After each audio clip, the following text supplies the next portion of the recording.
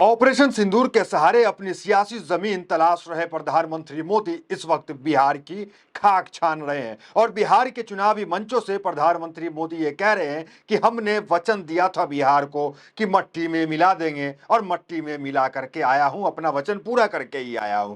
कुल मिलाकर बिहार की सीमा पाकिस्तान से दूर दूर तक नहीं लगती है और पाकिस्तान के गोलाबारी से, पाकिस्तान के तोप गोलों से बिहार का कोई नुकसान नहीं हुआ। नुकसान हुआ है तो वो सीमावर्ती इलाके का हुआ जो गुजरात से सटा हुआ है, जो राजस्थान से सटा हुआ और जो जम्मू कश्मीर से सटा हुआ पुंछ जैसा इलाका, जहां पे जान और माल दोनों का नुकसान हुआ। राहुल गांधी उन तमाम जगह गए लेकिन प्रधानमंत्री मोदी बिहार की खाक छान रहे हैं। इसलिए सवाल उठता है कि आपको तो वहां जाना चाहिए लेकिन आप चुनावी जमीन तलाशने के लिए बिहार में घूम रहे हैं।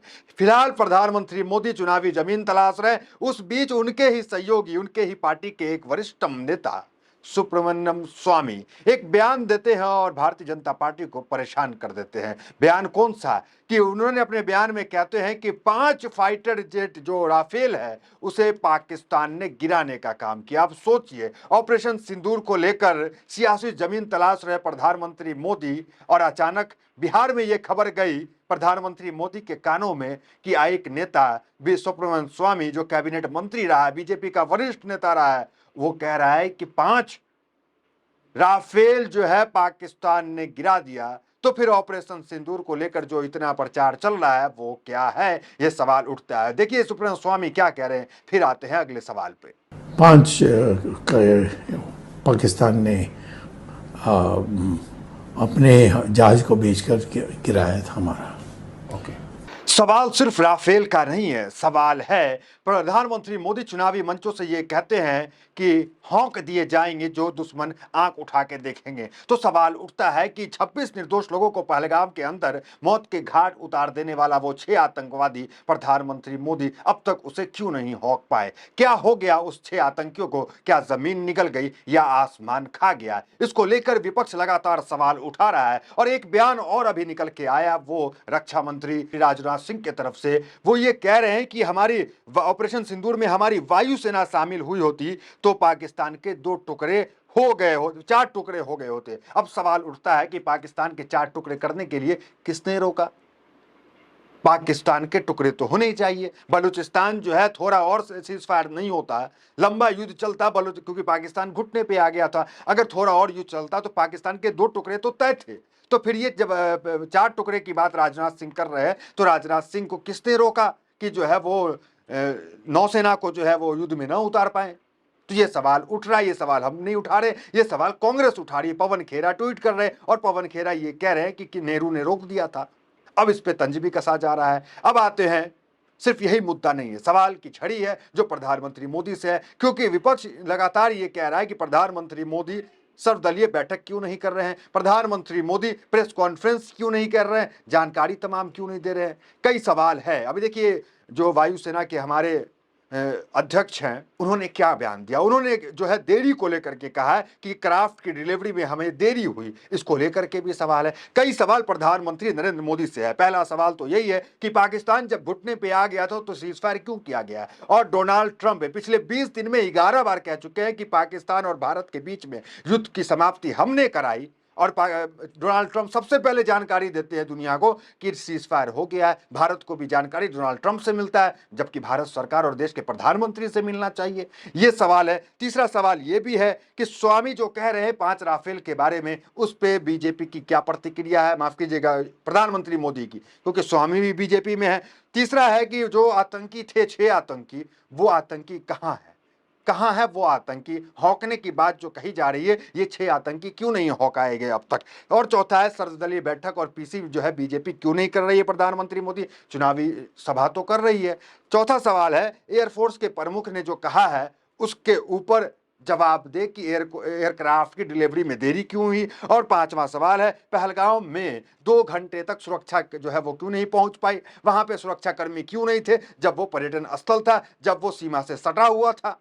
ये तमाम सवाल हैं और इस सवाल का जवाब अब तक जो है भारतीय जनता पार्टी नहीं दे पाई। अब आते हैं सीधा, आपको वो दिखाते हैं जो वायुसेना के जो हमारे प्रमुख हैं उन्होंने क्या आरोप लगाया, उन्होंने क्या कहा। देखिए एयरफोर्स चीफ ने तेजस MK1 प्रोजेक्ट में देरी पर उठाए सवाल का ऐसा वादा क्यों करना जो पूरा न हो। एयरफोर्स चीफ AP सिंह ने तेजस के MK1 फाइटर जेट्स की डिलीवरी में देरी पर सवाल उठाए। उन्होंने कहा कि कॉन्ट्रैक्ट तो हो गए लेकिन एक भी फाइटर जेट नहीं आया। उन्होंने कहा जब समय पर कोई भी प्रोजेक्ट पूरा नहीं होता तो हर बार वादा क्यों किया जाता है। हमें सिर्फ निर्माण नहीं भरोसा के साथ तेजी से डिलीवरी भी चाहिए।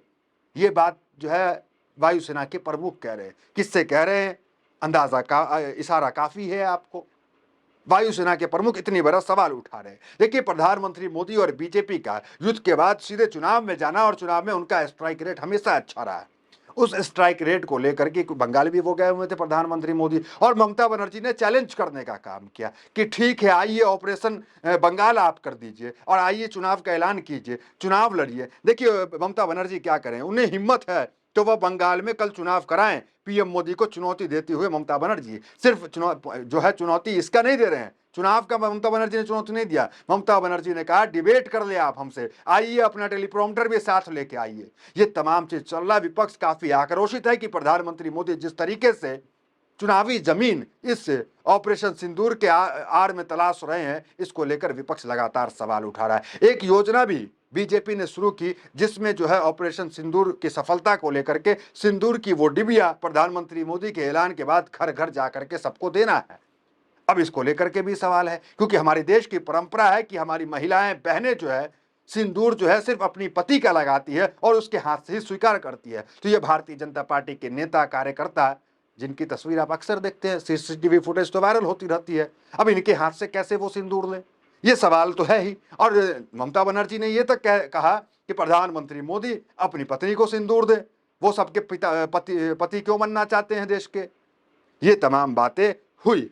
अब देखिए विपक्ष हमलावर है, ट्रंप को लेकर के भी हमलावर है कि ट्रंप ने आज फिर कह दिया कि हमने पाकिस्तान और भारत का युद्ध जो है वो रुकवाया। पवन खेरा इस पे ट्वीट करके लिखते हैं कि प्रधानमंत्री चुप्पी तोड़े, पिछले 20 दिन में 11 बार और पिछले 10 घंटे में 2 बार अमेरिकी राष्ट्रपति डोनाल्ड ट्रंप कह चुके हैं कि उन्होंने व्यापार के माध्यम से ऑपरेशन सिंदूर रुकवाया। क्या आप अमेरिका के दबाव में आकर पहलगाम की विधवाओं को न्याय नहीं दिला पाए? क्या व्यापार के डर से आपने घुटने टेके और सिंदूर का सौदा कर बैठा? क्या आप अमेरिका के दबाव और डर की वजह से राष्ट्रपति ट्रंप को जवाब नहीं दे पा रहे हैं? सीज फायर के लिए हमने क्या शर्त रखी? क्योंकि जब पाकिस्तान घुटने पे आ गया था तो सीज फायर की क्या जरूरत थी। अब तो रक्षा मंत्री कह रहे हैं कि हमारी जो है नौसेना अगर उतर जाती तो पाकिस्तान के 4 टुकड़े हो जाते। तो फिर सवाल उठता है कि इन 4 टुकड़ों को करने से रोका कौन? अरे 4 टुकड़े नहीं कर रहे थे तो 2 टुकड़े ही कर देते, बलूचिस्तान को ही अलग कर देते। जबकि बलूचिस्तान के एक एक्टिविस्ट नेता ने प्रधानमंत्री मोदी को पत्र लिखा और कहा कि 7 दिन और सीज फायर चल जाता तो बलूचिस्तान अलग हो जाता, पाकिस्तान के 2 टुकड़े हो जाते। तो सवाल तो उठेगा कि किसने आखिर रोका।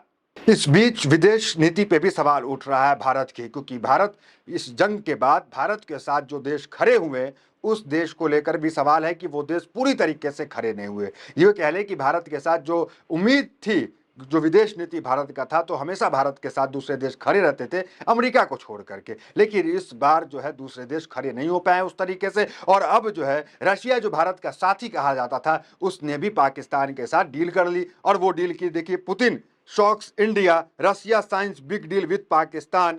ये तमाम चीजें जो है विपक्ष डाल रहा है, विपक्ष लिख रहा है कि आप हमारे जो सबसे अच्छा साथी था रशिया, वो भी जो है पाकिस्तान के पास चला गया। तो हमारी विदेश नीति कहाँ है? जो इतने दौरे हुए प्रधानमंत्री मोदी के, विदेश मंत्री के, इतने देश खाक छाने, इतने पैसे वहां जो है लगाए, तो उसका क्या आउटपुट निकल के आ रहा है? ये तमाम सवाल जो है विपक्ष जो है सरकार से कर रहा है। तो फिलहाल इस खबर में इतना ही। मिलते अगले वीडियो साथ। बहुत बहुत धन्यवाद।